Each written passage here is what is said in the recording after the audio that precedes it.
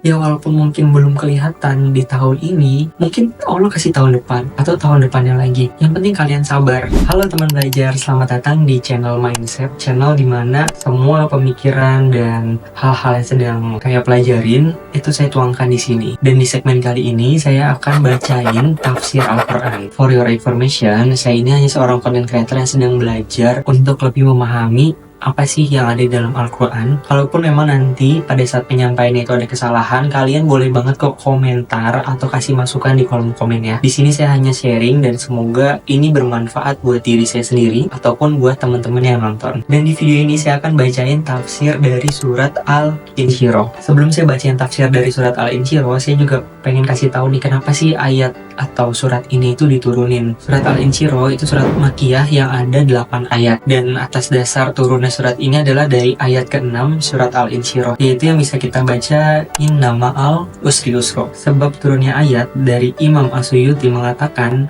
ayat tersebut turun berkenaan dengan orang-orang musyrik yang menghina kaum muslimin karena kemiskinannya. Ibnu Jarir meriwayatkan dari Al-Hasan, ia mengatakan, tatkala turun surat ayat ini, sesungguhnya sesudah kesulitan itu ada kemudahan. Rasulullah berkata, bergembiralah kalian semua, telah datang kemudahan kepada kalian dan kesusahan tidak akan mengalahkan dua kemudahan. Maksudnya gimana sih? Nah, kita mulai tafsirin satu persatu ayatnya ya. Untuk sumbernya itu saya dapat dari buku Asbabun Nuzul Imam As-Suyuti. Nah, sekarang kita mulai ke tafsirnya ya. Di ayat pertama itu ada Alam nasroh laka sodrok, yang artinya bukankah kami telah melapangkan dadamu Muhammad. Jadi surat ini tuh ditujuin buat Nabi Muhammad. Kita lihat ya tafsirnya. Dari tafsir ayat tersebut adalah, wahai Nabi, bukankah kami telah melapangkan dadamu. Kami telah menjadikan seorang Nabi yang menerima syariat agama, berakhlak mulia, berwawasan luas, santun, dan sabar dalam menghadapi kepahitan hidup. Nah, dalam ayat ini dinyatakan bahwa Allah telah melapangkan dada Nabi Muhammad dan menyelamatkan dari ketidaktahuan tentang syariat. Nabi juga dirisaukan akibat kebodohan dan keras kepala kaumnya. Mereka tidak mau mengikuti kebenaran, sedangkan Nabi Muhammad SAW selalu mencari jalan untuk melepaskan mereka dari lembah kebodohan, sehingga ia menemui jalan untuk itu dan menyelamatkan mereka dari kehancuran yang sedang mereka alami. Maksud dari ayat ini adalah Allah telah membersihkan jiwa Nabi Muhammad SAW dari segala macam perasaan cemas, sehingga beliau tidak gelisah, susah, dan gusar. Nabi juga dijadikan selalu tenang dan percaya akan pertolongan dan bantuan Allah kepadanya. Nabi juga yakin bahwa dia yang menugasinya sebagai Rasul sekali-kali tidak mungkin akan membantu musuh-musuhnya. Jadi di ayat pertama ini kalau saya baca, itu benar-benar Allah itu ngasih kelapangan hati Nabi Muhammad. Jadi tidak ada keraguan untuk Nabi Muhammad itu memberikan syariat-syariatnya kepada kaumnya. Dan di sini jelaskan juga yang terakhir itu bahwa Allah sekali-kali tidak akan membantu musuh-musuhnya. Jadi diyakini nih, Allah itu hanya membantu umatnya. Allah itu hanya membantu hambanya yang benar-benar bertakwa kepada Allah. Udah dijanji untuk Nabi Muhammad sama Allah. Selanjutnya ayat kedua dan ketiga dari Al-Insyirah itu berkesinambungan. Kita baca dulu ya. Wa wada'na angka wizrok, dan kami pun telah menurunkan beban darimu, allazi angkododorok, yang memberatkan punggungmu. Nah, untuk tafsirnya,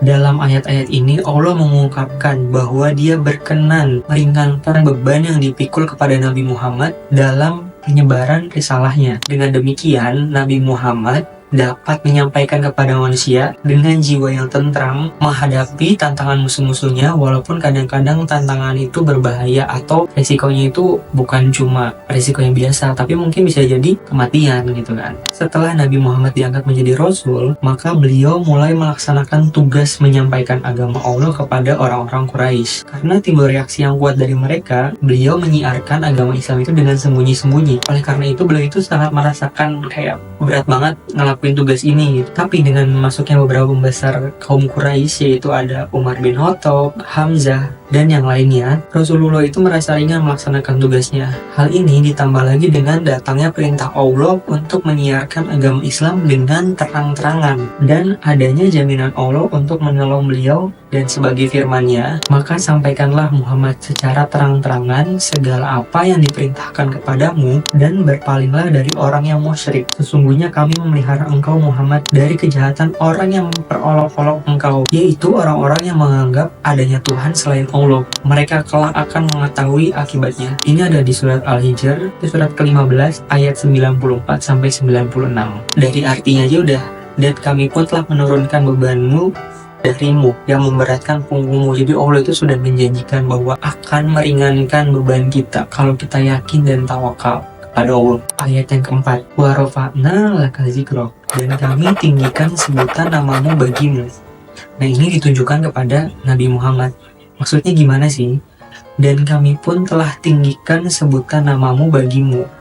Kami sebut namamu secara berurutan dengan namaku. Namaku maksudnya nama Allah. Seperti dalam syahadat, asyhadu alla ilaha illallah wa asyhadu anna muhammadar rasulullah.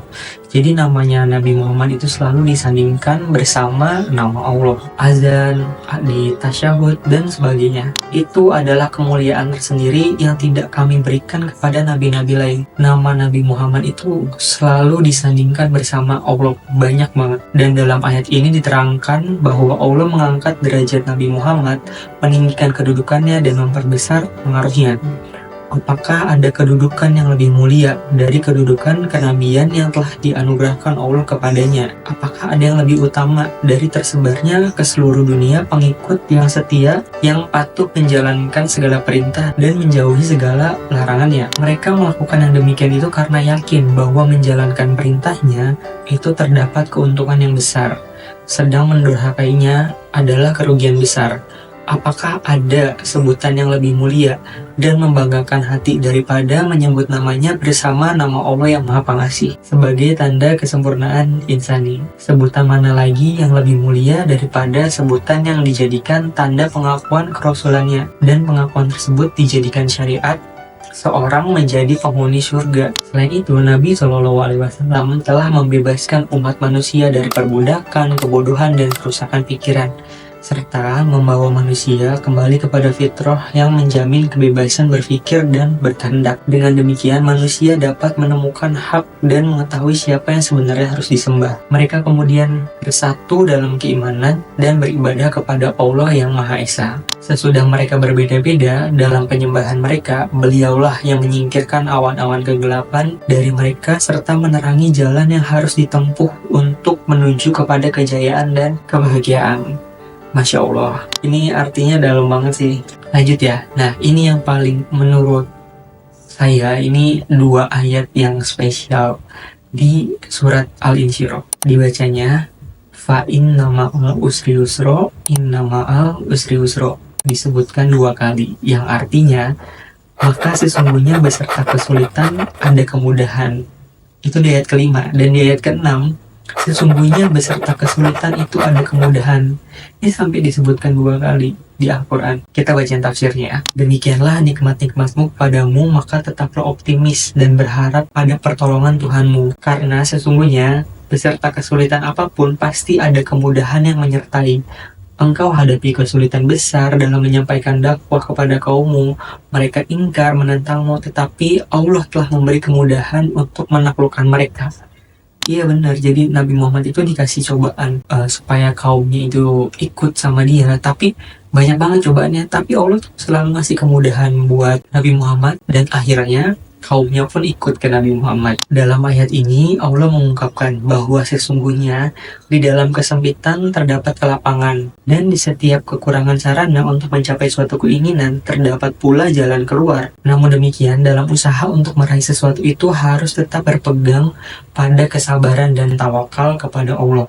Ingat, tetap sabar dan tawakal kepada Allah. Ini adalah sifat Nabi SAW, baik sebelum beliau diangkat menjadi Rasul maupun sesudahnya, ketika beliau terdesak menghadapi tantangan kaumnya. Walau demikian, beliau tidak pernah gelisah dan tidak pula mengubah tujuan, tetapi beliau bersabar menghadapi kejahatan kaumnya dan terus menjalankan dakwah sambil berserah diri dan tawakal kepada Allah dan mengharap pahala daripadanya. Begitulah keadaan Nabi SAW sejak permulaan dakwahnya. Pada akhirnya, Allah memberikan kepadanya pendukung-pendukung yang mencintai beliau sepenuh hati dan bertekad menjaga diri beliau dan agama yang dibawanya. Mereka yakin bahwa hidup mereka tidak akan sempurna kecuali dengan menghancur leburkan segala sendi kemusyrikan dan kekufuran. Lalu mereka bersedia menembus pahala dan nikmat yang disediakan di sisi Allah bagi orang-orang yang berjihad pada jalannya. dengan jiwa, harta, dan semua yang mereka miliki. Dengan demikian, mereka sanggup menghancurkan kubu-kubu pertahanan raja-raja Persia dan Romawi. Nah, ayat ini seakan-akan menyatakan, bila keadaan terlalu gawat, maka dengan sendirinya kita keluar dengan selamat dari kesusahan tersebut dengan melalui segala jalan yang dapat ditempuh sambil bertawakal kepada Allah. Ingat nih, bisa dengan segala cara, tapi tetap bertawakal kepada Allah. Dengan demikian, kemenangan bisa tercapai walau bagaimanapun hebatnya rintangan dan cobaan yang dihadapi. Dengan ini pula, Allah memberitahukan kepada Nabi Muhammad bahwa keadaannya akan berubah dari miskin menjadi kaya dan tidak mempunyai teman sampai mempunyai saudara yang banyak, dan dari kebencian kaumnya kepada kecintaan yang tidak ada taranya. Masya Allah, jadi ini tuh dua ayat yang diulang, maka sesungguhnya beserta kesulitan ada kemudahan. Kita kan sering banget tuh ngeluh kayak, aduh ini susah. Ternyata tuh di setiap kesulitan yang kita hadapi, dari cobaan hidup, masalah percintaan, masalah keluarga, itu tuh Allah lagi nyiapin di belakang kita tuh suatu hadiah. Tapi ingat, kalian harus tetap sabar dan tawakal kepada Allah, karena Allah tuh udah nyiapin hadiah di belakang kita kalau kita mau sabar dan tawakal. Dan ini tuh sampai diulang 2 kali di surat Al-Insyirah, berarti benar-benar akan ngebantu kita gitu, nggak cuma sekali tapi 2 kali diulang. Jadi harus yakin kalau Allah itu bisa ngebantu. Ya walaupun mungkin belum kelihatan di tahun ini, mungkin Allah kasih tahun depan atau tahun depannya lagi. Yang penting kalian sabar. Lanjut di ayat ke-7, ada faiza farugta fansab, maka apabila engkau telah selesai dari suatu urusan, tetaplah bekerja keras untuk urusan lainnya. Dari yang tadi kita sudah kesulitan terus dikasih kemudahan, kita harus tetap bekerja keras untuk urusan yang lainnya. Untuk tafsirnya, maka apabila engkau telah selesai dari suatu urusan, tetaplah bekerja keras untuk urusan lain. Bila engkau menyelesaikan suatu urusan dunia ataupun berdakwah, bergegaslah bersimpuh di hadapan Tuhanmu. Begitu engkau selesai beribadah, bersungguh-sungguhlah dalam berdoa, demikian seterusnya. Jadi kalau kalian udah usaha nih, udah kerja, udah berusaha buat menyelesaikan masalah, jangan lupa ibadah, sholat. Nah, setelah sholat kalian minta doa yang sesungguh-sungguhnya kepada Allah, minta diselesaikan untuk permasalahannya, semua permasalahannya. Jadi maksud dari ayat yang ke-7 ini seperti itu. Sesudah menyatakan nikmat-nikmatnya kepada Nabi Muhammad dan janjinya akan menyelamatkan beliau dari bahaya-bahaya yang menimpa, Allah memerintahkan kepadanya agar mensyukuri nikmat-nikmat tersebut dan tekun beramal soleh sambil bertawakal kepadanya.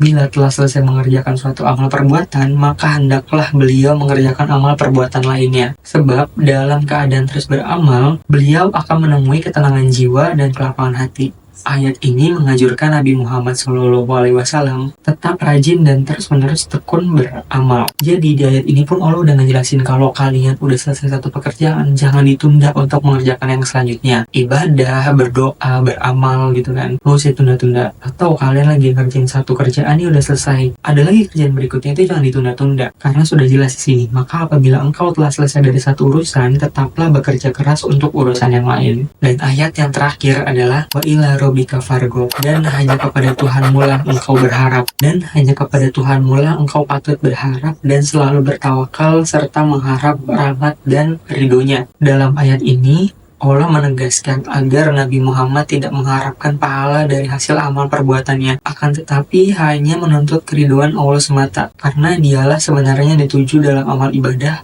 dan padanya lah tempat merendahkan diri. Jadi kalau kalian udah ada masalah, terus dikasih cobaan, itu kan kalian harus tetap berusaha buat nemuin jalannya, karena Allah itu udah nemuin jalan yang terbaik, udah ngasih hadiah yang terbaik di belakangnya. Setelah itu kalian harus tetap ngelakuin amal perbuatan yang baik gitu kan. Jadi jangan ketika masalah udah selesai, kalian ngelakuin lagi nanti karena Allah itu akan ngebantu. Nggak gitu konsepnya. Jadi kalian kalau udah berbuat kesalahan, perbaikin diri, terus beramal baik gitu kan. Dan kalian itu nggak boleh meminta selain kepada Allah. Sudah dijelaskan di ayat ke-8. Ya seperti itu untuk tafsir dari surat Al-Insyirah. Kalau bacain tafsir atau arti Al-Quran tuh kayak rasanya tuh terjawab gitu semua keraguan atau kegelisahan kita. Nah menurut kalian bacain tafsir Al-Quran apa lagi nih yang kayaknya relate dengan kehidupan? Boleh komen di bawah ya. See you di video selanjutnya. Bye-bye.